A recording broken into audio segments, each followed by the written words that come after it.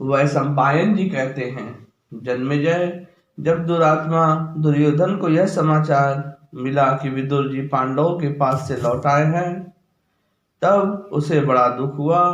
उसने अपने मामा शकुनी, कर्ण और दुशासन को बुलाकर कहा, पांडवों के हितैषी और हमारे पिताजी के अंतरंग मंत्री विदुर वन से लौट आए हैं। वे पिताजी को ऐसी उल्टी सीधी समझावेंगे कि फिर से पांडव को बुलवा लिया जाए। उनके ऐसा करने से पहले ही आप लोग कोई ऐसी युक्ति लगावें जिससे मेरा काम बन जाए। दुर्योधन का अभिप्राय समझकर कर्ण ने कहा, हम सब कवच एवं सस्ता शस्त्र धारण करके रथ पर सवार हो और वनवासी पांडवों को मार डालने के लिए चल पड़े।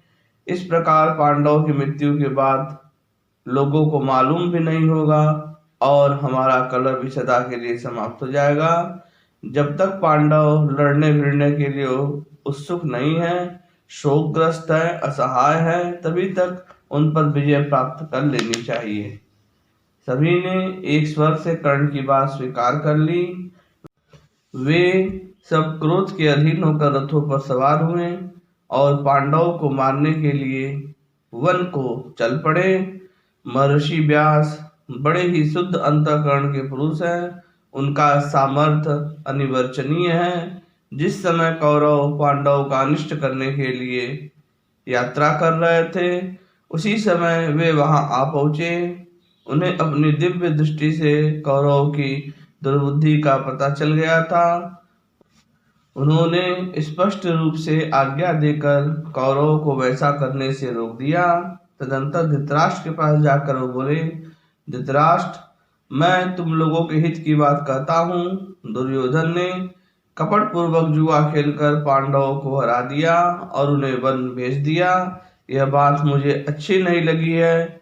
यह निश्चित है कि 13 वर्ष के बाद कौरवों के दिए हुए कष्टों को स्मरण करके पांडव बड़ा उग्र रूप धारण करेंगे और बाणों की बौछारों से तुम्हारे पुत्रों का विध्वंस कर डालेंगे।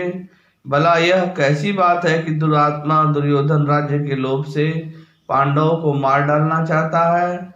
मैं कहे देता हूँ कि अपने लाडले बेटे को इस काम से रोक दो, वह चुपचाप घर बैठा रहे। यदि पांडवों को मार डालने की चेष्टा की तो वह स्वयं अपने प्राणों से हाथ धो बैठेगा। यदि तुम अपने पुत्र की द्वेष बुद्धि मिटाने का यत्न न करोगे तो बड़ा अन्याय होगा।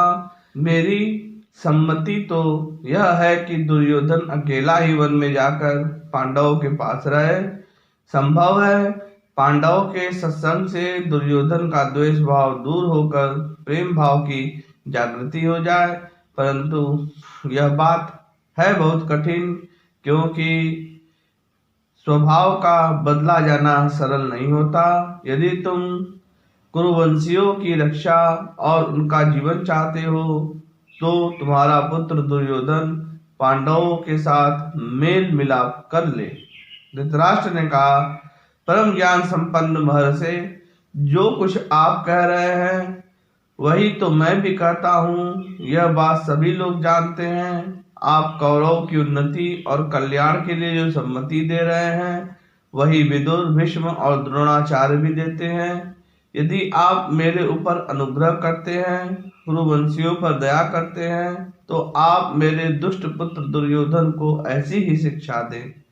व्यास जी ने कहा, राजन, थोड़ी ही देर में महर्षि मित्र यहाँ आ रहे हैं। वे पांडवों से मिलकर अब हम लोगों से मिलना चाहते हैं। वे तुम्हारे पुत्र को मेल मिलाप का उपदेश करेंगे। हाँ, मैं इस बात की सूचना दिए देता हूँ कि वे जो कुछ भी कहें बिना सोच विचार के करना चाहिए। यदि उनकी आज्ञा का उल्लंघन होगा तो वे क्रोध से श्राप दे देंगे। इतना कहकर महर्षि वेद व्यास वहां से रवाना हो गए। महर्षि मित्र के पधारते ही धृतराष्ट्र अपने पुत्रों सहित उनकी सेवा सत्कार में लग गए। विश्राम के पश्चात धृतराष्ट्र ने बड़ी विनय के साथ पूछा, भगवान, आप कुरुजांगल देश से यहाँ तक आराम से तो आए, पांचों पांडव सकुशल तो हैं, वे अपनी प्रतिज्ञा का पालन करना चाहते हैं अथवा नहीं। आप कृपा करके ये बतलाइए कि कौरव और पांडवों में सदा के लिए मेल मिलाप हो जाए। मैत्रेय जी ने कहा, राजन, मैं तीर्थ यात्रा करते करते कुरुजांगल देश में गया था। वहां संयोगवश काम्यक वन में धर्मराज युधिष्ठिर से भेंट हो गई। वे आजकल जटा और मृगशाला धारण किए तपोवन में निवास कर रहे हैं। उनके दर्शन के लिए बड़े बड़े ऋषि मुनि आते हैं। धृतराष्ट्र, मैंने वहीं यह सुना कि तुम्हारे पुत्रों ने अज्ञानवश जुआ खेलकर उनके साथ अन्याय किया है। यह तो तुम लोगों के लिए बड़ी भयावनी बात है। वहां से मैं तुम्हारे पास आया हूँ क्योंकि मैं तुम पर सदा से स्नेह और प्रेम रखता हूँ। राजन, यह किसी प्रकार उचित नहीं है कि तुम्हारे और भीष्म के जीवित रहते तुम्हारे पुत्र एक दूसरे से विरोध करके मर मिटे। तुम सबके केंद्र हो एवं रोकने, सजा करने आदि में समर्थ हो, फिर इस घोर अन्याय की उपेक्षा क्यों कर रहे हो? तुम्हारी सभा में तुम्हारे सामने डाकुओं के समान जो अन्याय कार्य हुआ है उससे ऋषि मुनियों के समाज में तुम्हारी बड़ी हेठी हुई है। अब भी समझ जाओ। इसके बाद दुर्योधन की ओर मुंह फेर कर कहा, बेटा दुर्योधन, मैं तुम्हारे हित की बात कर रहा हूँ। तुम तनिक समझदारी से काम लो। पांडवों का, कुरुवंशियों का, सारी प्रजा और तुम्हारा भी हित तथा प्रिय इसी में है कि तुम पांडवों से द्रोह मत करो। वे सब के सब वीर योद्धा, बलवान, दृढ़ एवं नर रत्न हैं। वे बड़े सत्य प्रतीक, आत्माभिमानी और राक्षसों के शत्रु हैं। वे चाहे जब जैसा रूप धारण कर सकते हैं। उनके हाथों बड़े बड़े राक्षसों का नाश होने वाला है और हिडिम्ब, बक, किरमिर आदि राक्षसों को उन्होंने मार ही डाला है। जिस समय रात में वे यहाँ से जा रहे थे, किरमिर जैसे बलवान राक्षस को भीमसेन ने बात ही बात में मार डाला। तुम तो जानते ही हो कि दिग्विजय के समय भीमसेन ने 10,000 हाथियों के समान बलि जरासंध को नष्ट कर दिया। भगवान श्री कृष्ण उनके संबंधी हैं, द्रुपद के पुत्र उनके साले हैं। पांडवों के साथ युद्ध में टक्कर लेने वाला इस समय कोई नहीं है, इसीलिए तुम उनके साथ मेल कर लो। तुम मेरी बात मान लो, क्रोध के वश होकर अनर्थ मत करो। जिस समय महर्षि मैत्रेय इस प्रकार कह रहे थे, उस समय दुर्योधन मुस्कुराकर पैरों से जमीन कुरेदने लगा और अपनी सूंड के समान जांघ पर हाथ से ताल ठोकने लगा। दुर्योधन का यह कार्य देखकर मैत्रेय जी ने उसको श्राप देने का विचार किया। किसी का क्या बस है, विधाता की ऐसी ही इच्छा थी। उन्होंने जल स्पर्श करके दुरात्मा दुर्योधन को श्राप दिया। मूर्ख दुर्योधन, तू मेरा तिरस्कार करता है और मेरी बात नहीं मानता। ले तू इस अभिमान का फल चख।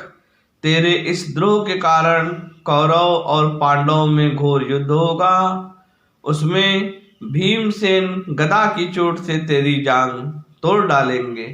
महर्षि मैत्रेय के ऐसा कहने पर धृतराष्ट्र उनके चरणों पर गिरकर अनुनय विनय करने लगे। उन्होंने कहा, भगवान, ऐसी कृपा कीजिए जिससे यह श्राप न लगे। मैत्रेय जी ने कहा, राजन, यदि तुम्हारा पुत्र पांडवों से मिल कर लेगा तब तो मेरा श्राप नहीं लगेगा, नहीं तो अवश्य ही लगेगा।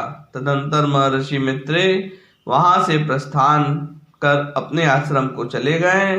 दुर्योधन भी भीमसेन के किरमिर वश संबंधी पराक्रम को सुनकर उदास मुंह से वहां से चला आया। जय श्री कृष्ण।